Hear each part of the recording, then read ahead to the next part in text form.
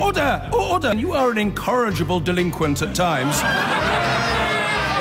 Behave yourself, man!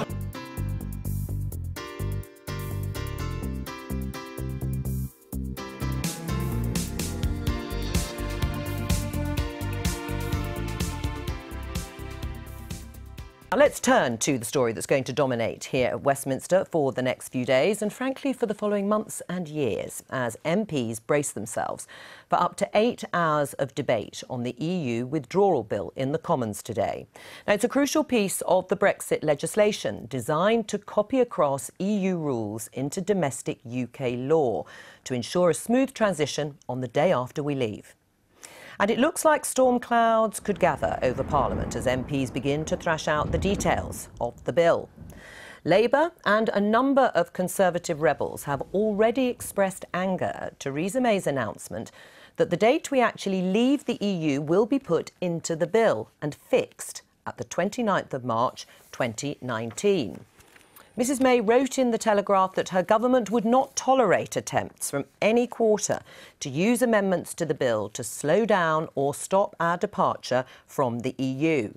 However, nearly 400 amendments have been tabled, and although only a number will be voted on, they could cause real problems for a government with a slim majority in the Commons.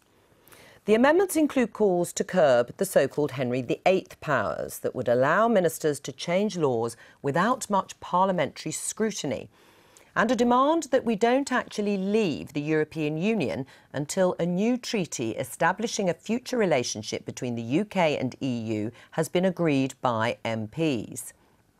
Jeremy Corbyn wants to keep the European Court of Justice's oversight over us during any transition period. And Remain supporting Conservatives could join with Labour and rebel on the issue of giving Parliament a so-called meaningful vote once the deal has been done. Yesterday, Brexit Secretary David Davis appeared to give ground on that issue, promising a final parliamentary vote. I can now confirm that once we've reached an agreement, we will bring forward a specific piece of primary legislation to implement that agreement. This will be known as the Withdrawal Agreement and Implementation Bill. This confirms that the major policies set out in the withdrawal agreement will be directly implemented into UK law by primary legislation, not by secondary legislation under the withdrawal bill. This also means that Parliament will be given time to debate, scrutinise and vote on the final agreement we strike with the European Union. This agreement will only hold if Parliament approves it. Well, that was David Davis speaking yesterday. But was that concession enough for Conservatives who might be thinking about voting against the government? Well, Dominic Grieve is a Tory MP who has tabled 19 amendments to the bill and has signed more. He's in central lobby of the Houses of Parliament. Dominic Grieve, the government is promising to enshrine the Brexit deal in primary legislation, which means MPs will be able to make amendments to the deal. Does that give Parliament a meaningful vote that you will support? It's a very significant change and I greatly welcome it. That said, it remains the case that the Secretary of State, in explaining it, also highlighted that he thought that the powers to do this by statutory instrument as well couldn't be removed because he feared that it might be necessary to use them and that in fact we could only have a debate and on a statute after we had actually left. Now, that's clearly a very unsatisfactory state of affairs. The government may have a point on this, but we're going to need to explore it during the course of the passage of the legislation and to see how we can try to make sure that in virtually all circumstances, Parliament will have to enact a statute, which in my view is going to be necessary anyway in order to leave the EU. So at this stage, you're not saying that you will vote against the government or push ahead with an amendment for this so-called meaningful vote? No, that's exactly what. Yes, yeah. Well, perhaps yes, I should say that's exactly what I'm saying. The amendment's tabled. It's a serious amendment. The government's come back with an important concession. At the same time, that concession has been qualified, and we need to look at the terms of that qualification. This is part of the process of what looking at a bill in committee is all about.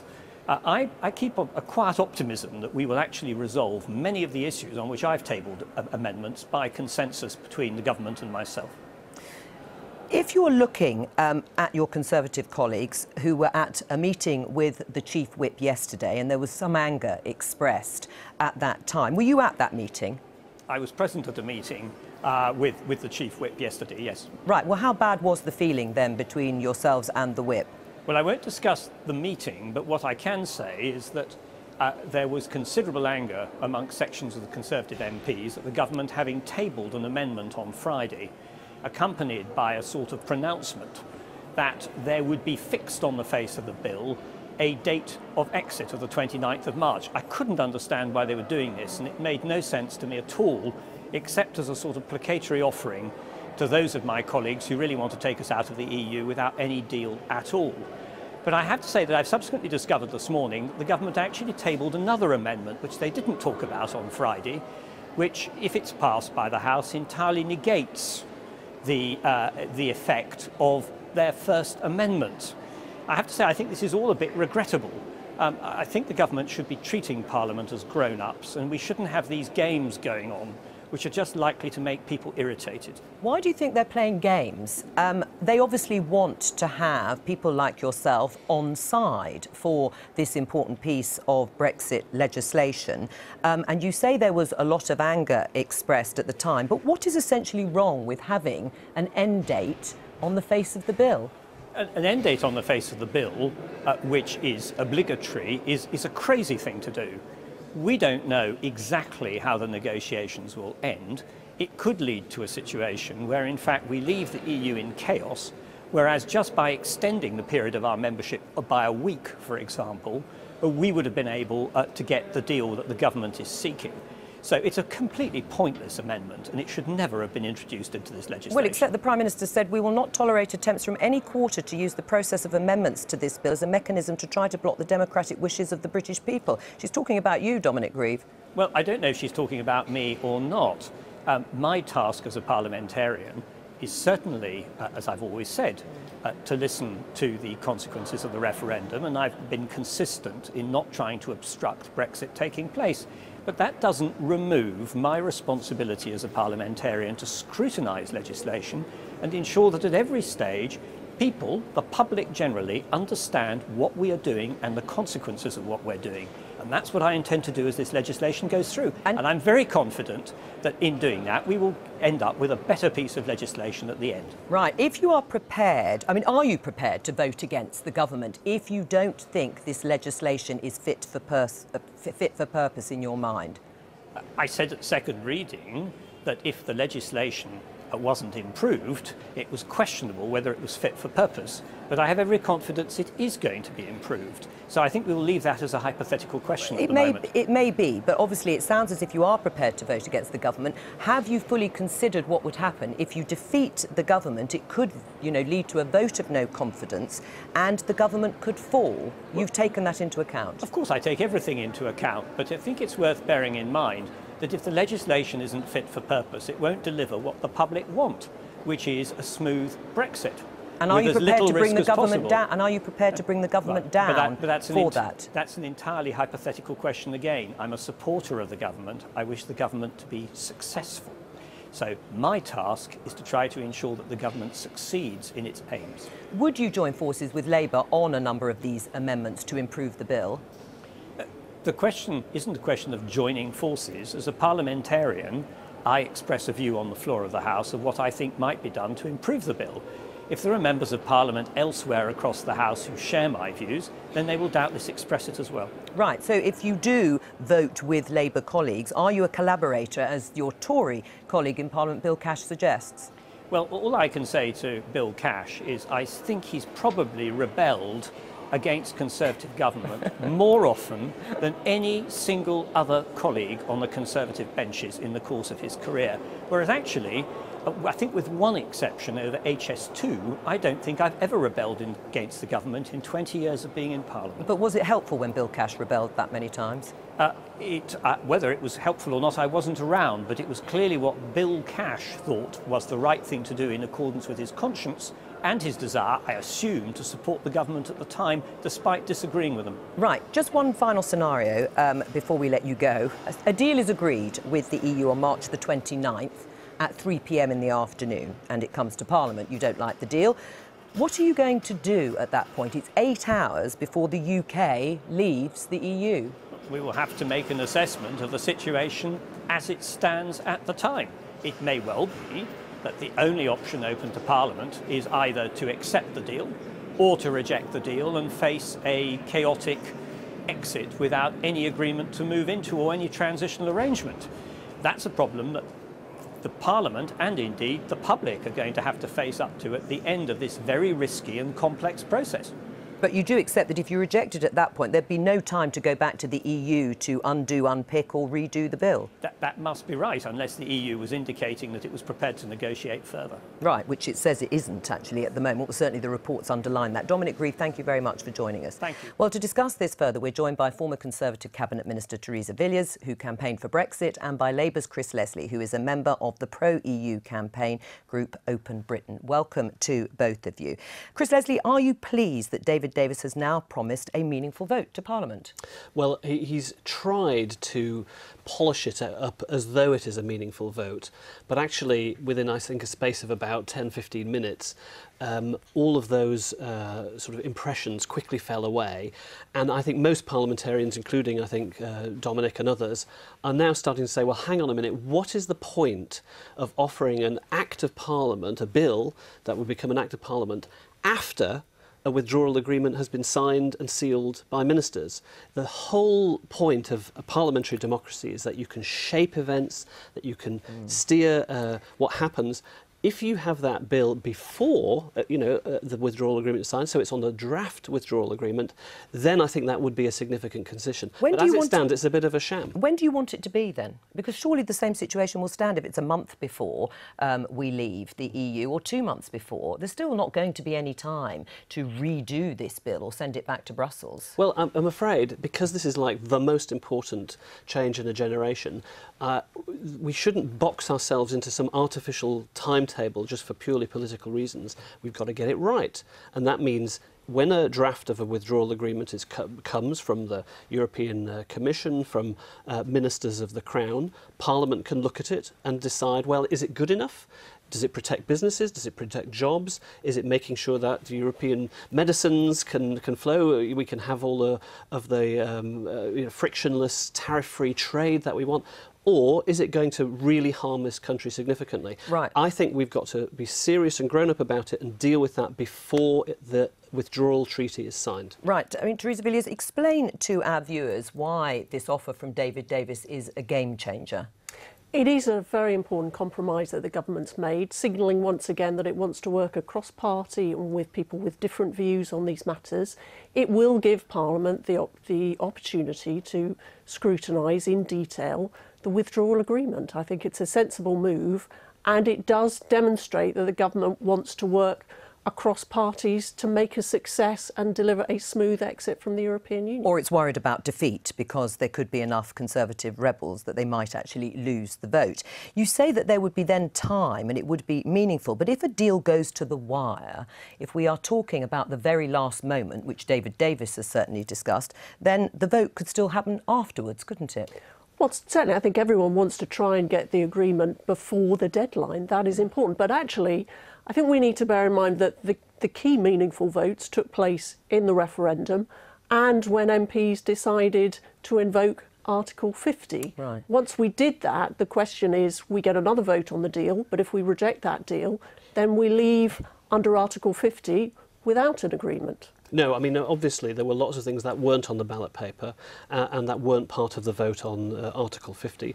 For example, membership of the single market, EEA, what happens in terms of customs union, should we be a member of all of these various agencies, the European aviation situation, maritime safety. There's a myriad of important issues that Parliament needs to deal with. If it can't deal with that until after the treaty's been done and dusted, what on earth is the point of having Parliament there at all? Because you want to stop it. That is the criticism. No, because you are wanting to thwart the decision that was taken at the time of the referendum and enacted by Article 50, which the Labour Party voted for. But look, there is no static sort of democratic snapshot arrangement.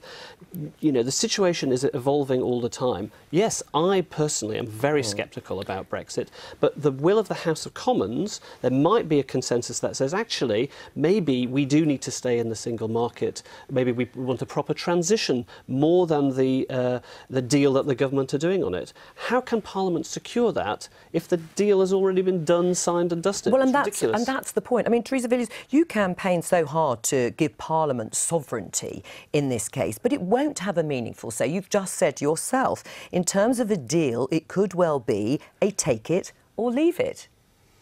Well, that's the way Article 50 works. Right. You So know, it is a once you sham, invoke- isn't it? once- This offer from David Davis is not about a meaningful vote. Once you invoke Article 50, under the rules of the European treaties, you are leaving the European Union, and that is what will take place on the 29th of March. Well, I mean, of course, Article 50 can be revoked. We know that the Prime Minister's probably had some legal advice because she's refusing to say, yes, I've had legal advice that says it. She sort of says, well, government policy is that we will leave on the 29th of March 2019. But, you know, we get into a situation where the government is backed into a corner, the clock has ticked down, we haven't got a good deal. You're then into a situation where Parliament might have to revoke Article 50. Far better if we, I think, get to a situation where Parliament is taken along this process all the way through, not just treated as an afterthought. But I think that's very revealing, Chris. This is you're demonstrating through what you're saying is, at the heart of it, you want to use amendments to overturn the result of the referendum and block it from going ahead. No, I want to make sure that we protect our economy, prosperity and jobs for this country, rather than take an ideological view that somehow going over a cliff edge into a hard Brexit is great for Britain. Look, it's we an all absolute want to protect disaster. jobs and prosperity. The way to do that is by working together across parties to deliver a successful Brexit. If that's the case, let's do it in Parliament, in a legislative vehicle, before the treaty is signed. Surely that is the most grown-up and sensible way to deal with it. All right, well, let's talk about working cross-party, because your amendments don't have Tory support from any of the MPs like Dominic Grieve. So, in other words, they're not going to go anywhere, are they? Well, it depends which amendments you're talking about. I mean, I've done a joint amendment with Ken Clarke, for instance, on putting the Prime Minister's Florence speech. She said she wanted a transitional arrangement, so putting the text of that into the bill. And how much support has that got from other Tory MPs? Oh, I mean, I think just because a signature isn't on the amendment doesn't necessarily mean people won't vote for it. But right. Look, those votes will come on days 6, 7, 8 of this committee Sure. stage. So we're all only at the foothills of this particular bill's committee stage so far. But you need them. You need pro-Remain Tories on side. Otherwise, your amendments don't go anywhere. Sure, and that's absolutely. true. So how much talking is going on between you? Lots of discussions going on across all the political parties where people are saying, you know, they've got different opinions. I have a very strong opinion about the dangers of Brexit. Other people are saying, well, they want Brexit to happen, but in a gentle way with a transition. I will get the best possible outcome I can possibly do and work with colleagues in order to do that. But I think if we stick into sort of ideological, party political tram lines, we're not going to do what's right for the public. And is that what Bill Cash is doing when he describes Tory rebels as collaborators if they join with the turncoat Labour Party, as he describes it? Well, I certainly urge my colleagues not to vote against the government, but I recognise that they have strong views on these issues. I think we need, as Dominic Grieve said, we need to work to scrutinise this bill carefully and make sure that nothing goes through which would jeopardise implementation of the result of the referendum. Would they be collaborators if they joined forces with the turncoat Labour Party? Well, I wouldn't describe them like that, but I would urge them not to do anything which would undermine respect for 17.5 million votes in this country in the referendum. Why was it important for Theresa May to put the date in the bill? Doesn't it just tie the government's hand by having a hard buffer there on March the 29th? I think the country's made its decision. MPs ratified that when they evoked Article 50. That means we're leaving on the 29th of March. I think it makes sense to include that date on the face of the bill. It's just the stupidity, really, of boxing ourselves into a poor negotiating hand so that the other side of the negotiating table can wait for the clock to come down and we get more and more desperate for a deal as that time comes by. There was nothing on the ballot paper about the 29th of March 2019, right? So all of these things should be for Parliament to decide. Don't be so fixed and rigid in this. Getting a best deal is absolutely got to be the priority rather than being dogmatic about it. Well, what I think we can agree on is the need for an implementation period. I think it's good that right across the House of Commons we agree on that. And that, I think, will be important in terms of enabling us to prepare for a smooth and orderly exit. Which is why some of the amendments today on the transition, the implementation period, are really, really crucial. Because don't forget, for instance, the Prime Minister herself has said in the Florence speech, we might need the ECJ to continue in order to get existing institutions during a transition. The bill as it stands stops all of that, throws it out on exit day. So the bill is not currently consistent with the sort of implementation transition that even the Prime Minister has talked about. I'm going to come to you in just a moment, Claire, but before that, Theresa Villiers, how likely is a no-deal scenario now at this stage? You've got this hard buffer of a date, which the government would like to put on the face of the bill. The clock is ticking, to use that phrase. Do you think no deal is now the more likely option? No, I don't. I remain optimistic that we will get a deal. I think there are two questions here. One is the mechanics of an exit deal, and the second is a trade agreement. Now, delivering a trade agreement is going to be more difficult in the time available, but it's still very much in the interest of both sides that we do that. So I remain optimistic that we can deliver on both. Right. I mean, as a doctor and working in the NHS, how important is it for you, as a Remainer, to get that deal? I sit here in absolute aghast and numb, as I suspect the majority of the general public do. If I was offering you a major operation, really major operation, and told you nothing about it till your guts were spilling out and you were on the table, told you no side effects, what it would cost, what it would mean to you further down the line, and then gave you no choice other than maybe a little bit of tinkering about the sutures that you might have, you would strike me off, you'd refer me to the General Medical Council. There are real people frightened about this, real people leaving this country and real people suffering. And yet we're playing politics, we're playing party politics. And for me in the NHS relies on overseas people, not just for service delivery, but for innovation. It relies on we bat way above our head, above ourselves, and yet we are entering this process on, if I can finish, on, I understand the leavers, I understand them, because they were told more lies than a used car salesman tells. And did the other side not tell lies too? The other side did not tell lies. The other side's criticism was Project that Fear was considered lies at the time. Project Fear was considered lies, but it wasn't. The other side, I think, and I'm complicit in this, I think were too arrogant, too expert to actually come down and start to say it as it was. Let Theresa Villiers come back in terms of reassuring people. I mean, you talk about the majority of people are aghast. I mean, there's no evidence to say that the majority of people are worried. Well, you think the polls are shifting. At the moment, we don't have that evidence. But reassure Claire Gerarda then about this process if she thinks that there are people literally terrified about what's happening. Well, this is a period of uncertainty, but one of the reasons why we need this withdrawal bill to go through is to ensure that we have as much certainty as possible for businesses and individuals. And I take issue with you in terms of the reasons why people voted to leave. I think it is a legitimate point of view to say that we should take back control of making our own laws in our own parliament again. I believe that is why people voted to leave the European Union. Right, we're going to have to leave it there. But in fact, just briefly, before I do let you go, this statutory instrument that Dominic Grieve talked about, that he says is actually in the bill, which would allow government to extend the date beyond the 29th of March, does that worry you? I haven't seen the detail of that amendment. I think it was only well, that is the detail, that they can extend the date simply by using a statutory instrument, so it could go further into the future. Are you worried? I think that it would be good to have an exit date on the bill. If there's some flexibility that the government also puts forward, I'll certainly consider that carefully. Right. It doesn't worry me from what you've told me about it. All right, thank you both very much. Here, MPs have begun debating key legislation that will pave the way for Brexit. At the moment, EU laws and regulations affect almost every part of our lives, whether it's agriculture or finance. The bill before the Commons now will bring all of that under British law. But, as John Pienaar reports, there are already plenty of signs that the bill will not have an easy passage. His report does contain flash photography. Brexit's still a work in progress. It's about Westminster taking back control. But the planning and scheming is now intense. And tonight it's clear big questions of how, even when Britain finally leaves, are up for grabs. Do you think this is a meaningless vote being offered? Brexiteers like Liam Fox and Boris Johnson are now told the Brexit deadline of March 2019 will be met by law. But the Brexit Secretary would love to know if the way's clear to leave on schedule. And tonight, there's still no knowing. European Union Withdrawal Bill.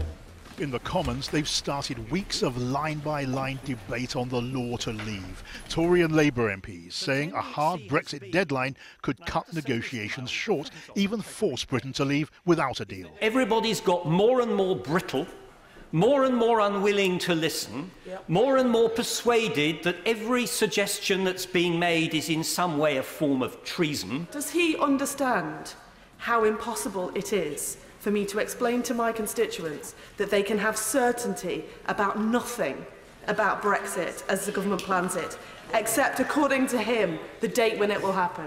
The Labour leadership doesn't want to appear to obstruct Brexit. We all know we're leaving, they say, so why the deadline? If negotiations go to the wire, both we and the EU 27 might recognise the need for an extra week, an extra day, an extra hour, even an extra minute. So the battle lines are drawn. Brexiteers keen for victory. Millions of people who died in both world wars died for a reason. It was to do with sustaining the freedom and democracy of this House. And Brexiteer ministers pledging Brexit with a good deal if possible, but no deal if they must. We are going to go through the process of making sure, as a responsible government, that our country is ready to leave the European Union without a deal if that proves necessary. The Tories' veteran pro-European let rip. I'm the rebel. Yes. I espouse the policies that the Conservative Party has followed for the 50 years of my membership of it. And Brexit sceptics loved it. Today, Theresa May met another critic of Brexit, Scotland's First Minister. In coming weeks, she may yet see off the attacks on her Brexit deadline closer to home. She'd better her authorities at stake. John Pienaar, BBC News, Westminster. Now the votes are happening as we speak, as MPs hold their first in-depth debate on the EU Withdrawal Bill. Several Tory rebels already signalling they will join Labour, who are demanding that Theresa May drop an amendment which enshrines the departure date in law. The shadow Brexit Secretary Keir Starmer branded it a desperate gimmick, which wasn't in the national interest. Live now to our political editor, Gary Gibbon. Gary. Well, as you said, they are voting right at this moment. They're going to be voting later on tonight as well. But the government, we don't think, is going to be defeated tonight, probably not tomorrow, but later on in this process, because there is a real danger of that, because there are 12 to 20-something Tory rebels lurking in the undergrowth who take great exception to some elements of this bill, not least the one you just mentioned, the fact that the government has decided, by an amendment of its own, to put into the bill a fixed date for Brexit. Now, those rebels, combined with an awful lot of opposition MPs, think that that is unnecessarily inflexible and could be a problem if the negotiations drag on and you need to pause them, extend them. The government says they need that date in there for certainty. They're not going to vote on that very controversial issue until later in the whole process. But at the moment, what you detect as they discuss that issue is the tone, and the tone is not good for the government. We've had Tory rebels speaking with some contempt of this being mad and silly. We weren't far into the debate when Frank Field was talking about how there might be a need for a national government, uniting Labour and Conservatives and others, to try and get Brexit through Parliament. So stark language at the beginning of this important 8-day process. Never too late to stop Brexit. A tiny vigil outside. Inside, MPs produced a report warning of havoc and catastrophe if customs didn't massively increase their capacity ahead of Brexit. Car manufacturers warned MPs production could stop if there was no deal with the EU. And MPs began the most perilous committee stage of the EU Withdrawal Bill. European Union Withdrawal Bill Committee. One of the first up, the former Chancellor Ken Clarke, insisted MPs had the right to define Brexit, as the referendum had not. But the referendum certainly settled that the majority wanted to leave the European Union. It settled nothing else. That as nobody expected Leave to win, including the Leave campaigners, who would have taken no notice of the referendum had they lost it, nobody actually paid any attention to what leaving actually meant. He ended to rare Commons applause from Labour MPs. It's the combination of Tories sympathetic to Ken Clarke and opposition MPs that threatens to defeat the government in these critical votes. Now, there are divisions on the Labour benches too. But do you know, I've never bought a house without having in the contract the date when it's mine, when I can actually get in. Labour former Minister Frank Field was supporting the government plan to have a fixed date for Brexit written into law. I think his analogy about buying a house falls down at the first hurdle, because nobody commits to a date to buy a house before they know what it is that they're buying. I've always bought my houses, never inherited them. A sign there of the heightened tension that surrounds these debates as the government risks defeats, organised by the former Attorney General, Dominic Grieve, and a posse of Tory supporters, mostly sitting around him. He attacked the government for trying to nail in law a date for Brexit they can't be sure of. I will vote against it. There's absolutely no ifs, no buts, no maybes about this. No arm twisting, nothing that can be done to me in the intervening period. It is unacceptable. It is unacceptable, and I will not vote for it. I will not vote for it if I am the only person to go through the lobby to vote against it. That state wouldn't be. The government insisted they weren't budging on the date. While he makes his point with his usual clarity, other members of this House expressed the view that we should put beyond doubt the time and date that we leave the European Union. And that is what the government has done with this amendment. If the government holds its nerve, the amendment will be voted on later in the passage of this momentous bill, disentangling Britain from layers of European law. When we joined in 1973, we were already taking on the EU law, EC law as it was then, that had been accumulated since 1957. So we're talking about 60 years of legal order. Now that's a huge constitutional change to have to make. Can you think of a peacetime equivalent to the sort of work Parliament's undertaking at this moment? No. After a visit to number 10, Scotland's First Minister added her voice to critics of the government's decision to put a fixed date for Brexit into law. Just one of many criticisms she said her government had. The bill was unacceptable in its current form. Gary Gibbon there. Well, the government has just won its first vote while we were on air. I'm joined now from Westminster by the Conservative MP Nicky Morgan, a former Cabinet Minister, and Remainer. Nicky Morgan, thanks for coming on the programme. So how far, I mean, the government just won this vote, but there are many other votes to come. How far are you prepared to push this, to push your principles? Well, we are very clear that, and you heard Dominic Grieve there saying that there's a group of us who will not accept the amendment which sets an end date on the face of this bill. That's not what this bill is about. It's not about whether Brexit happens or doesn't happen. That's happened in terms of the Article 50 notice being given. This is a bill, we are told, is about process, and the critical amendment is about making sure that Parliament has a meaningful final vote when we get to the stage of having a deal. We want the same right to vote as the EU Parliament is having too. But to be clear, you are prepared, you will vote against your party, against the government, for that not to happen? Well, I hope very much it doesn't get to that stage, and what we were saying today. If it does, I've been very clear. I am not voting for there to be an end date as proposed in what's called Amendment 381 to this bill, and I'm not alone in that. There's a number of Conservative colleagues who feel exactly the same way. That is not what this bill is about. The government appears to also laid an amendment which actually says they could extend that date or change it by regulations as well. So there's sort of muddying the water on that. But we're not going to vote on that today. It's going to be not till probably December.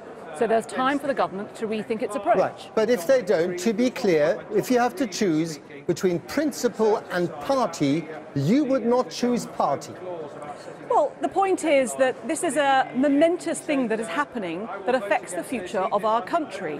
And I have been very clear that, yes, we are leaving the EU. I accept that, despite how I campaigned in the run up to the referendum. But this is about saying this is not what this bill is about. There is no need to put this date on the face of this bill. It ties the government's hands in negotiation. It's not, as Dominic Grieve said, the right thing to do in the national interest. And I and others will join him in the lobby if that vote is pushed. Are you prepared to see the risk of Jeremy Corbyn becoming Prime Minister at the end of all this if you vote on your principles against your party?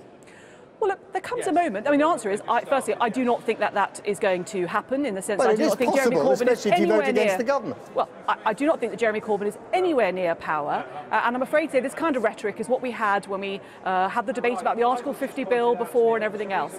There's an opportunity for the government to build a consensus in Parliament about Brexit, where most of us accept this is happening, we are leaving, so I very much hope it's not going to get to that. But this is also a momentous decision being taken that affects the future of our country, and it is up to members of Parliament. We have a representative democracy to act and vote in the national interest. But you can see, Nicky Morgan, why the Brexiteers are a little bit paranoid, perhaps wary of people like you, because they think that you're using this process to make the whole thing go away.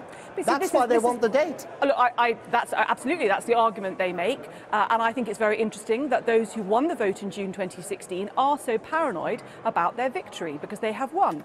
This country is going to be leaving the European Union. This bill is about how we do it, how we deal with EU law, bringing it back into the UK legal system, and so on. And so to make everything about whether Brexit happens or not is to rerun the referendum campaign. That is not the stage that we are at as a democracy. That vote has happened, the result has been clear, it's not one that I campaigned for, but we are going to fulfil what 17 million people voted for, but I am not going to do it, and I think others feel the same way, in a way that is going to affect the national interest or my constituents' livelihoods.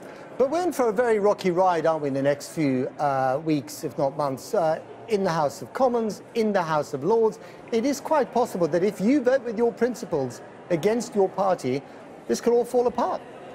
Well, I hope very much that's not the case. As I say, we're not going to have a vote until December. The government has time in which to reflect on the amendments that have been laid down. Do they really need to have that amendment? In fact, I would say, talking to some of my colleagues who voted leave, they do not understand why this amendment for an end date has been put down. It's not needed in this bill. But yes, it's going to be, of course, a difficult period, but in a way it should be. This is a momentous thing that is happening to the future of our country, and I think it would be very odd if the UK Parliament wasn't having a vigorous debate about it. OK, Nicky Morgan, thank you very much indeed.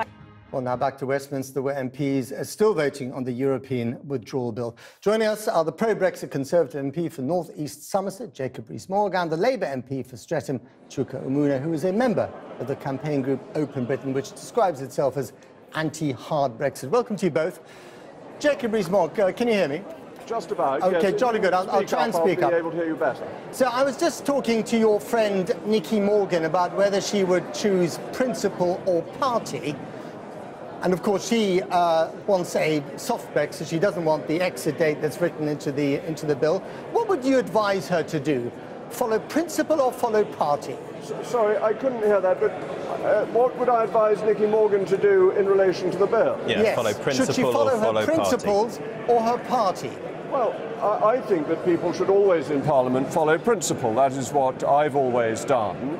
Though you have a loyalty to your party and to your electors. And over Brexit, we stood on a manifesto saying that we would withdraw from the European Union and that we would leave the single market and the customs union. Now, if Nicky said to her electors that that didn't apply to her, then she would have made it clear in the general election. If, on the other hand, she stood on that manifesto, her principles in June were to support the manifesto, and then she should go with both her principles and her party. Are you afraid that 11 or 12 Tory rebels might bring down this government? No, I don't think Tory rebels want to bring down the government. I think they have some reservations about the process of Brexit, which they're absolutely entitled to have, that Parliament is a representative body, not a body of delegates, and that people have right to debate the issues that they are concerned about. There is nonetheless a majority, a mandate for Brexit in the country at large from the referendum. But I would never dispute the right of MPs to stand up for their principles. Let me ask you something else. You're a money man, you understand finance. Now, in the now infamous 10-point memo written by Messiahs Gove and Johnson to the Prime Minister... Sorry, I can't hear you. Can you... OK, I'll go to Chuka Umunna first, and okay. I'll try you again in a second. Chuka Umunna, your party's also pretty divided on this, isn't it? Although perhaps doesn't have the same scrutiny as the Tories, because you're not in power. But you are divided between your electors in Mansfield and your electors in Islington. Well, the Labour Party definitely has a complex situation to deal with. 2/3 of Labour constituencies voted to leave. It's actually less than that now. but 2/3 of Labour voters voted to remain. So in many respects, what you've got is a Labour Party that reflects the country in terms of differences of view on how we deal with this process, whether we should leave or remain. But I think what is clear, whether your viewers voted to leave or to remain in the European Union, they didn't vote to become poorer. And what we know from the referendum is, okay, a majority of people who participated in it wanted to leave, but how they wanted to do that, we're not very clear on. And to the extent that some have said we should have this clean break, an extreme, perhaps job-destroying Brexit, cutting as many ties as possible. Well, that was frankly what the Prime Minister and the Conservatives put forward at the general election in June this year, and they lost their majority. So what you're seeing here, the big debates that we're having at the moment, is how do you leave the European Union? Do we do it in a job-destroying way? Do we do it in a way that ends up bizarrely giving ministers the ability to make powers by decree, which is basically what was proposed in the bill originally, or do we do it in a more sensible way? Okay. Back to Jacob Rees-Mogg, if I can. Can you hear me now? I can, yes. Okay, jolly good, fantastic. So, I'm just talking about this the rather infamous memo written by Messiahs Gove and Johnson to the Prime Minister with 10 points, where they say that they want you to clarify, they want people to clarify their mind and internalise Brexit, the logic of Brexit. Would you say that to business leaders? Well, including, for instance, the head of Aston Martin, who today said that a hard Brexit would be semi-catastrophic. A clean Brexit, getting out of the customs union, getting out of the single market, was pretty much what the Labour manifesto said as much as the Conservative manifesto in the last election. And that a clean Brexit gives us the opportunity to cut tariffs on trade coming into this country, gives us our money back sooner, and that, under the figures produced by Patrick Minford and his team at Cardiff University, provides a £135 billion boon to the Exchequer in the years 2020 to 2025, and £40 billion a year after that. Clean exit from the European Union is hugely economically advantageous, and cutting tariffs will benefit the poor in society most, because the highest tariffs fall on food, clothing and footwear, which make up a disproportionate amount of the budgets of the poorest in society. So there are real opportunities. It's exciting to get Brexit. And the idea that this is going to be done, as Mr. Moona was saying, on edicts from the government is wrong. All forms of secondary legislation are subject to approval in Parliament, and it's very important to remember that. Yeah, but can I just ask you one on the alternative budget that you've drawn up? In this statute, Matt, and if you want to talk about the price of goods in the shops that your viewers buy, the fact is we've got 3% inflation now, so all of the goods that you buy in the shops generally are much more expensive. That's a direct effect of Brexit because of the depreciation of the pound sterling, and we're not even out yet. So this idea that somehow you're going to have all this money, it's going to be wonderful and prosperous, well, that isn't borne out by what is happening at the moment. And Patrick Minford and his small group of economists have been widely discredited. If you look at the mainstream consensus, it is that this is going to be a very difficult time, choppy waters for our economy going forward as a result of Brexit. Patrick Minford was absolutely right about the exchange rate mechanism and the euro against the consensus. And the Treasury last year forecast over 500,000 jobs going purely on the vote to leave. All these very gloomy forecasts have been shown to be wrong. And the gravity... No, the Treasury said we would lose 500,000 jobs on the vote to leave. They said there would be a recession on the vote to leave. They did. It's in the Treasury short-term impacts of Brexit assessment document published before the referendum last year. This was wrong. It was a failure of forecasting, and these are the same people who are continuing to forecast doom and gloom. They are wrong. Okay, Jacob Rees-Mogg, Chuka Umunna, thank you very much indeed. If every day between now and our departure from the EU is like today for the government, then the next 500 days are going to seem like a very long time indeed. That is, as you can see, how long we have left until we finally depart, sailing off into our sunset years or a glorious future, depending on your point of view. But after what went on in the Commons today, one of the few things we actually thought we knew for certain, the departure date, could now itself be in doubt. Pro-EU Conservatives threatened to oppose the Prime Minister over it. Among them, Ken Clarke, now a self-styled rebel who drew Labour applause after describing a departure date as ridiculous and unnecessary. Elsewhere in Parliament, a boss at Aston Martin told MPs that if Britain dropped out of the EU without a deal, James Bond's car of choice might no longer be made here. It might seem as though we've been talking about Brexit forever, but there are now just 500 days left until we're due to say goodbye. And in the Commons today, the arguments over that date were just the start of the government's problems. Order! European Union Withdrawal Bill. It's the bill that transfers European law into British legislation, but even the first page is controversial. The government intends the United Kingdom to leave the EU on the 29th of March 2019, and that is why we intend to put that on the face of this bill. That means our hands will be tied if we need more time to negotiate, say Labour. They've chosen to come to this House with a gimmick on the departure date.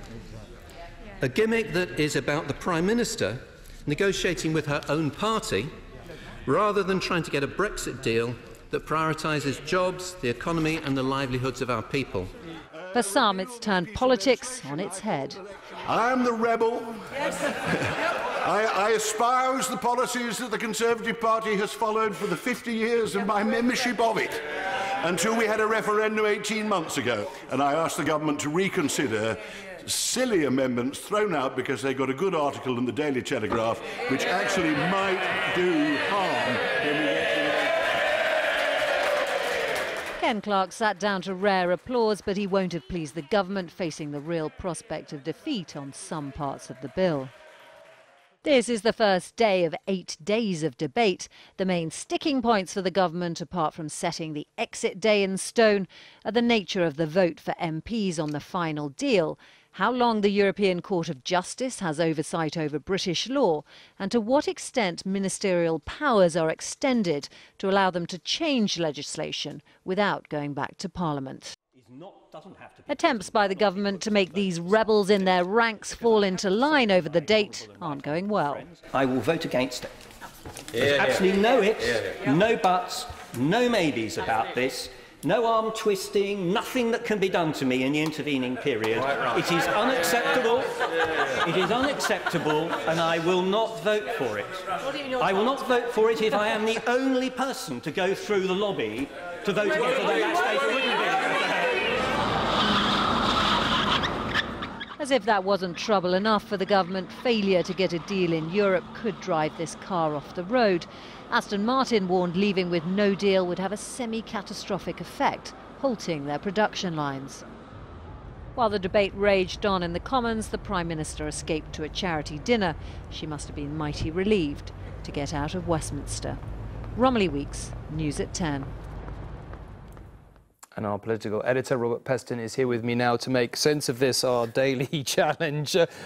I thought, I have to admit, that the one thing that wasn't in doubt is that we are leaving at the end of March 2019. It's not in doubt, is it? No, it's absolutely not, Tom, because almost the only unambiguous aspect of Article 50, that's the framework for these divorce negotiations we're having in the rest of the EU, is that by the beginning of April 2019, we will be out of the European Union, and we will be out whatever happens in Parliament. It's got nothing to do with British law. It's just the rules of the European Union. Now, the only reason that Theresa May has decided to change her own legislation to include a clause that says we are out at the end of, you know, our last day will be March the 29th, 2019, is simply because there are some of the really enthusiastic Brexiteers in her party who doubt her resolve, and so she's sort of saying to them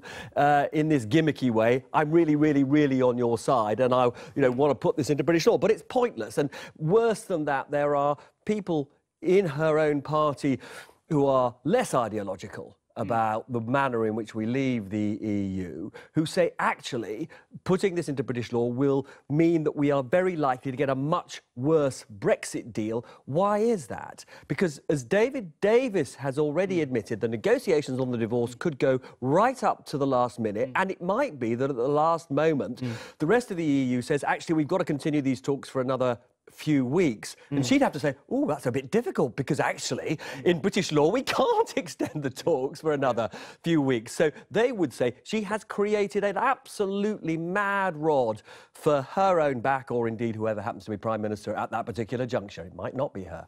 OK, and very briefly, just on these dire warnings of a no-deal Brexit, I mean, what do you make of those today?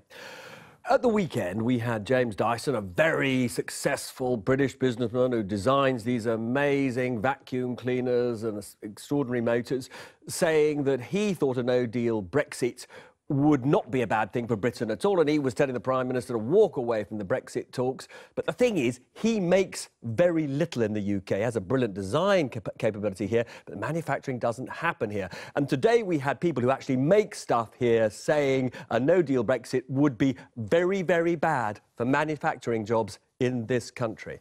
OK, Robert, thank you very much indeed. Speak tomorrow, no doubt, for tomorrow's challenge.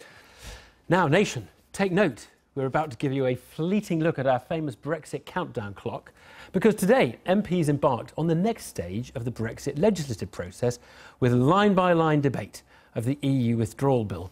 2 amendments attempt to enshrine in law the date of Brexit. One from Labour's Frank Field set the date as the 30th of March 2019. That one has gone now, but a government amendment enshrines the official date of 29th of March.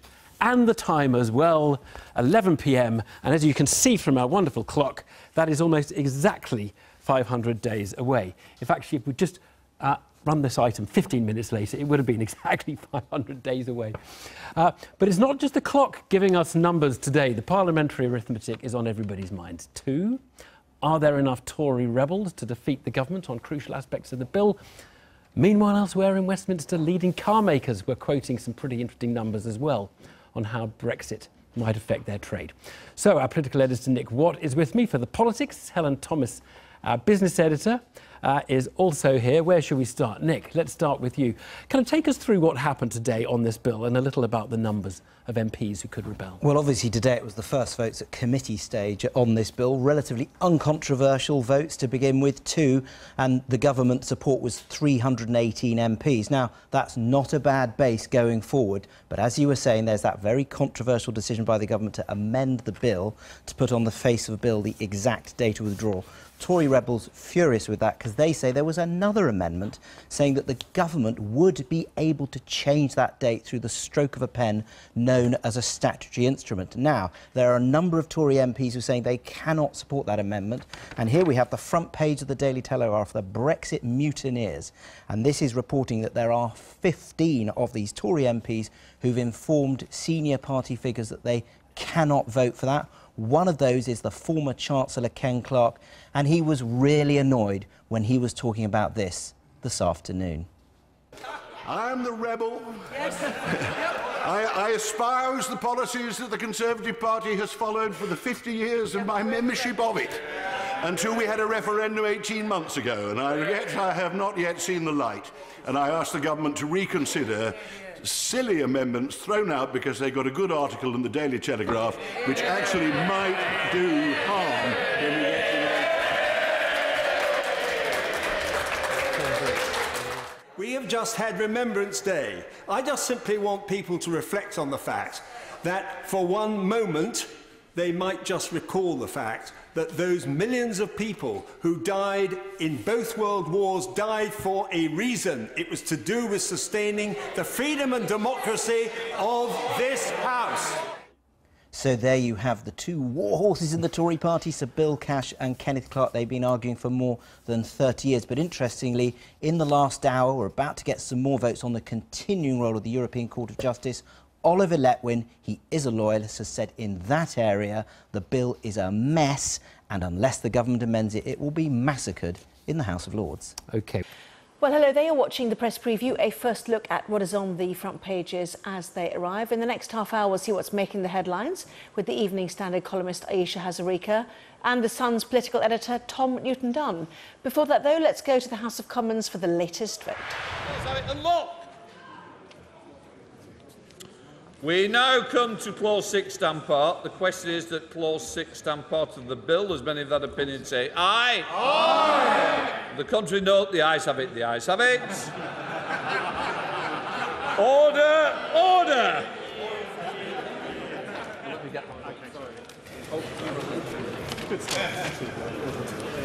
So the UK should stay in the single market and the customs union during a transition period.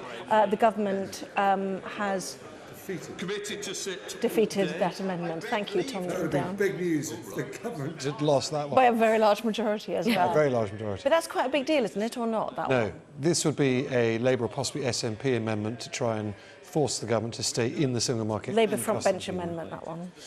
Yeah, OK. Labour amendment. Labour amendment. Yes. Weird, therefore, that only 95 Labour MPs bothered to vote for it. But, yeah, I was kind of curious They about obviously gave up hope. Oh, no, sorry, beg your pardon, 295 Labour MPs bothered to vote for it. But this is Labour's big attempt. Stay in the single market, stay in the customs union during the transition period. The government might well do that, but doesn't want to have its hand forced by Labour. Unfortunately, the reality is this is, I think, the second or possibly third vote on the third amendment of 471 different amendments to this bill that these MPs, and unfortunately one of my colleagues still stuck in Westminster, is going to have to stay up for 8 different nights in a row. Not every night in a row, but 8 different nights when it's tabled.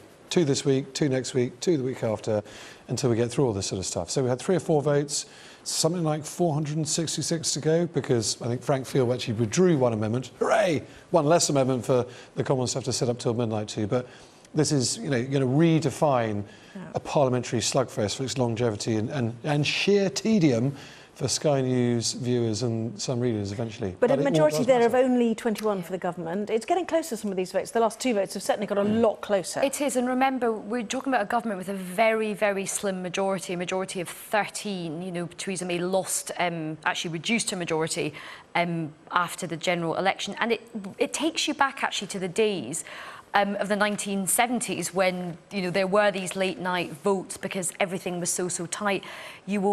People will be in the House, as Tom said, very, very late. And some of these votes are going to be, there'll be a lot of pressure on MPs as well. The Whip's office will be working very, very hard. Yes, and the crucial thing about, well, I'll take you through all the front pages in a minute, but I'm just going to take you to this story while we can, which is the Brexit mutineers, according to the Daily Telegraph. This is why those numbers are so very important, if you explain why. Yeah, it's fascinating. This front page of Daily Telegraph tomorrow has already caused controversy on the floor of the House of Commons. It's been brought up, it's been discussed. There are government ministers tweeting about it, disassociating themselves with it, saying, I don't like this has got nothing to do with it. Steve Baker, the Brexit minister, literally just tweeted to say any attempt by the media to divide our party is wrong.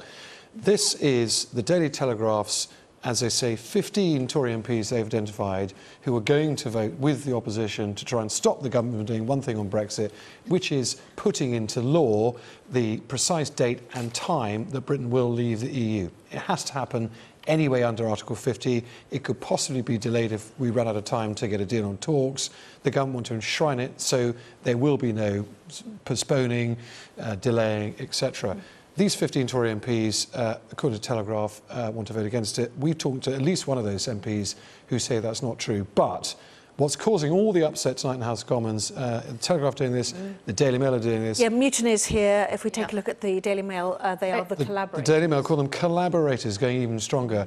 It is the highlighting of these MPs who happen to have very different views to their colleagues. Now, the real consequences of this are, call them whatever you want, collaborators, heroes, pick your word.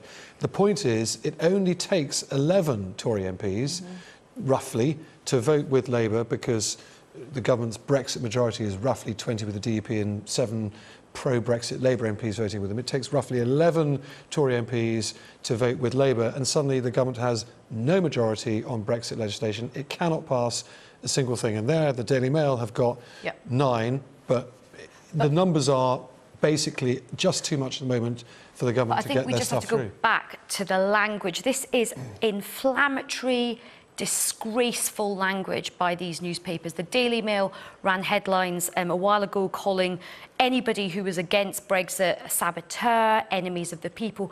This language is very, very difficult, and it should not be being used. You know, we're very divided over Brexit as it is. And actually, what they're trying to do by singling out these people, particularly putting them on the front page of the Telegraph, Anna Soubry has already tweeted about it, saying, and so the bullying begins. And what these people are saying, and I'm not a Conservative supporter, I don't particularly have common cause with any of these people on my politics, all they are trying to do is just add a few, they're trying to just have a sensible debate about things, and they're just not happy to sign up to putting this time and this date, which lots of people think is ridiculous, given that the negotiations are not exactly going in a good direction.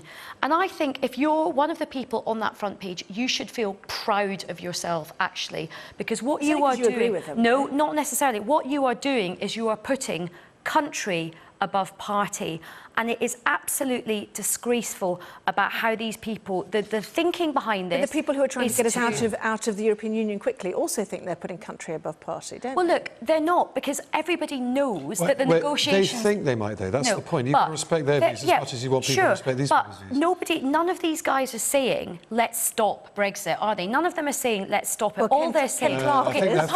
No, they're not. That's not fair. That is not fair. Ken Clark voted against Article 50. That's one person. That's not them, right? Basically, you look at somebody like Anna Soubry, she's not saying stop this. They're just saying let's have a sensible debate about it. Let's not forget, this is the biggest political decision this country is going to take since the Second World War. This is going to affect generations to come, probably long after we've gone. It is not ignoble for members of Parliament to just want to debate this, fully scrutinise it and make sure we get the best deal for Britain.